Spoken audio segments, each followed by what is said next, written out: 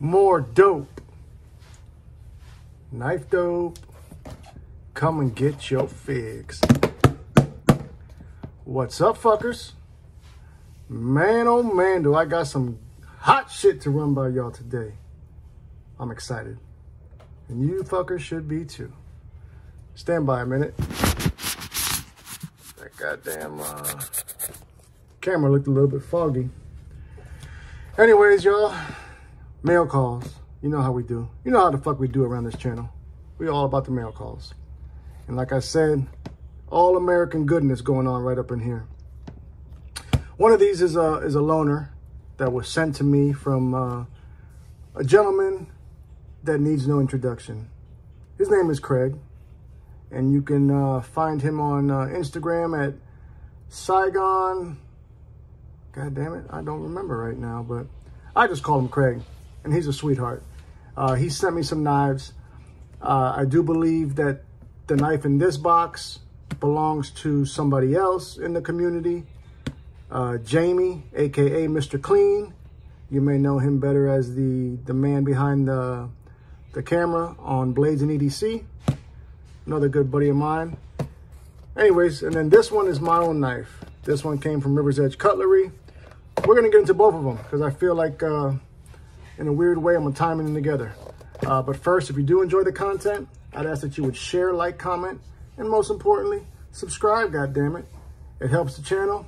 It does trick that algorithm, and it does help your boy to go viral. All right, fuckers, enough of that. Let me, hold on one second. Let me close my door. My wife's trying to sabotage my goddamn video. I'm recording in here. Have some goddamn respect, woman. Hopefully she didn't hear me. Okay, y'all.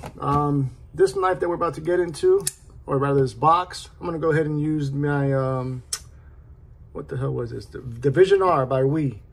Verdict is still out on this knife. I don't know if I'm gonna keep it. I may just keep it, just to have a weird knife in my collection. I don't really see myself using it too much, but I don't know. Like I said, the verdict's still out. If anyone's interested in it, make me an offer. Okay, so this one came from Mr. Craig, and this is something that I had been wanting to check out for a long time because it's had a lot of it has a lot of cult following almost, you know. And no, it's not the Spyderco Spy Opera, and no, it's not the Tucson. As a matter of fact, it is a Three Rivers knife. And which one exactly it is, hold on, the damn dog now. Come on.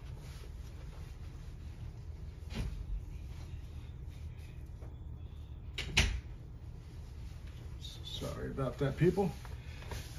This one right here was one that I've heard about for the longest time. And as a matter of fact, I had been hunting this one. So this one is the Shadow. And this is the Slate Gray G10 version. I believe there's a couple of different versions. I'm not too up on what exactly the versions are, but I do know that this knife is highly sought after and they're hard to come by and they're usually out of stock. So I take it as a blessing and an honor that I'm able to review it, especially since I have never been able to buy one. They send it in this little plastic case, reminiscent of the Demko knife when they ship it to you. But here we have the TRM Shadow, man. Out the gate, nothing really spectacular that I can see. I do like that blade shape. Let me try to adjust this camera a little bit. I do like the blade shape. 20 CV blade steel. This is like a gray G10. Almost feels, I don't know. Let me go over some specs real quick and then we'll talk more about it. That TRM Shadow comes in at $279. Three Rivers Manufacturing is the company responsible for the knife. I do believe it is 100% made in the USA, which is big shout out to them for that. Knife overall length is 7 3/4 inches. Blade length coming in at 3.2 inches. The close length on the knife is coming in at 4.5 inches. Handle thickness, I believe they said was, actually, I don't recall what the hell I read about the handle thickness. But the blade stock thickness, I do remember that. That was 90 thousandths. 20 CV blade steel, tumbled finish. 3D mill G10 scales. Now, they refer to their version of the access lock as the river lock. Once again, I don't understand why all these companies feel the need to change the goddamn name, but it is a glorified access lock, but they call it the river lock. Stainless, you have stainless steel in the lock bar, in the pivot screws, the stop pin, all that is stainless steel. The pocket clip, which is right or left hand tip up carry, that is titanium, allegedly. I don't know that for sure because I don't have a goddamn magnet near me. But there is a forward, is that a 50-50 finger choil right there? Does allow for a full purchase, no refund. Full purchase, no refund. That's right. Now I will give them that the blade is super slicey, very, very full flat grind. Is that a full flat? Yeah, full flat grind. I don't know, man. I mean, maybe if I put it to work, I would feel a different way about it. But for what they're charging, I'm almost glad that I didn't get this knife. I don't know, man. You know, knives, you know, all knife models aren't for everybody. And maybe that's just the case with me. Maybe this isn't for me. I just don't, aesthetically, it's not really doing anything for me. It's just, you know, goddamn $300 or just shy of $300 is a lot of money. And granted that it is USA made, I can understand that. But that being said, I do not think that this is something that I'm going to run out to get. The thumb studs are a little bit weird in a sense. I don't know what to make of them. I don't even know really much how to describe them to you.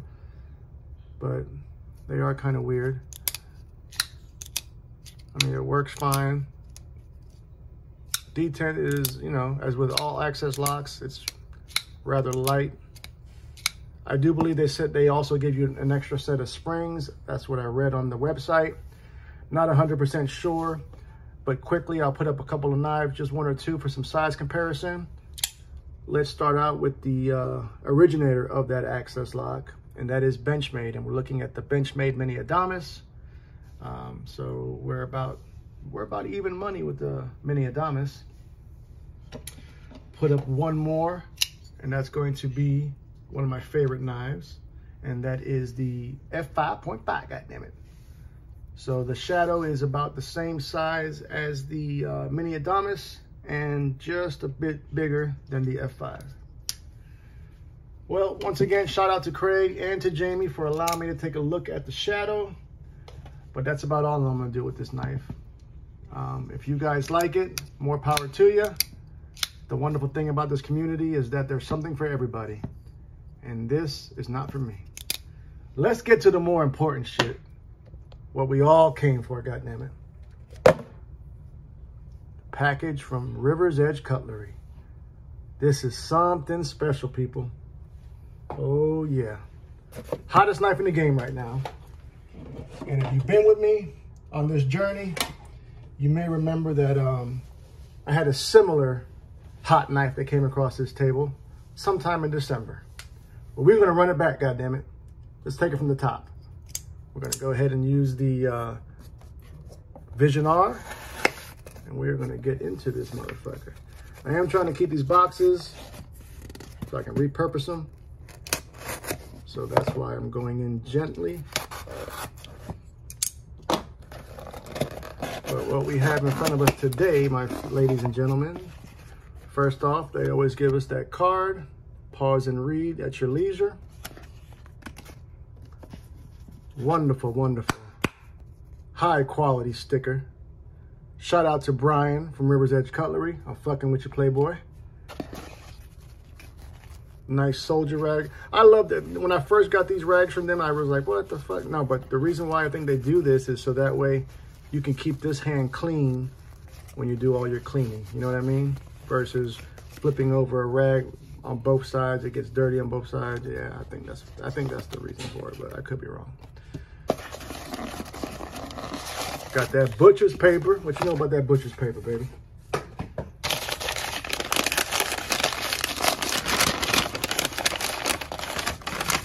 We've got, oh, could you imagine that? Another goddamn Spyderco? Who would have thought that shit? You guys ready for this one? This one is, that's right, you see it. PM2 and 15V. Oh man. Would you look at it?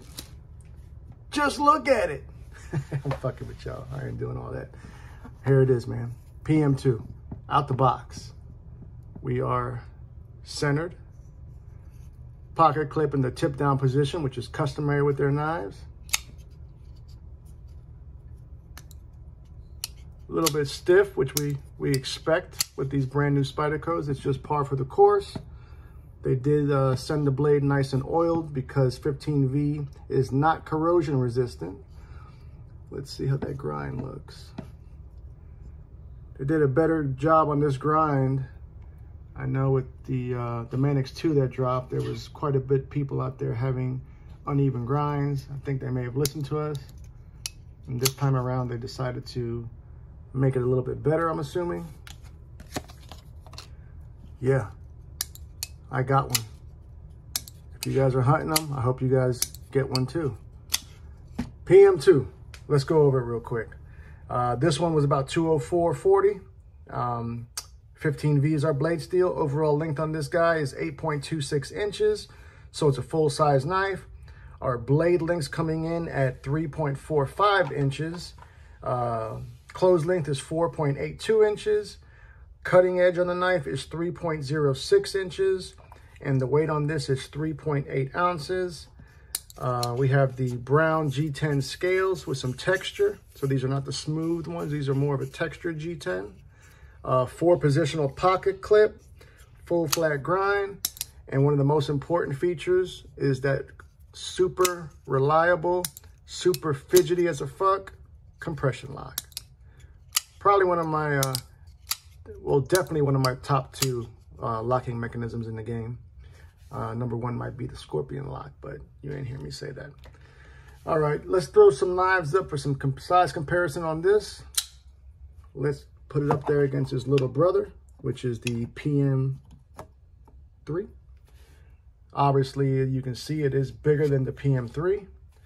Let's put it up there against another American classic, none other than the Hogue Deca, baby. And it is bigger than that as well. God damn, I'm just knocking shit left and right. So there you see it up against the PM2 as well as the Deca. Let's just put up 2 more, fuck it. Knife flex time. Up there against the AD 20.5, goddammit. Bigger than that. And last but definitely not least, EMP EDC Nimble. So yeah, hopefully you guys can see we do have a full-size knife here. Stand by as I fix this goddamn tripod. So the PM2 is a full-size knife, and it's all about business. Excuse my dog in the back, y'all. But oh, I know what I wanted to do. We're working on a series collection here, fuckers. So far, I managed to snag both of these, the Manix 2 as well as the PM2. You know what's up next, don't you? That's Shaman, baby. And I'm looking forward to that. I'll be ready. I'll be ready. Question is with y'all. Well, there you have it, y'all. Today's video, we took a look at the first knife we took a look at was that TRM Shadow, which was more money than the PM2. And for what I'm getting, I would definitely grab this PM2 every day. I mean, we have a better lock in my... Hold on a second, y'all. God damn it. What's up, mama? You're messing my video up. Come on, baby.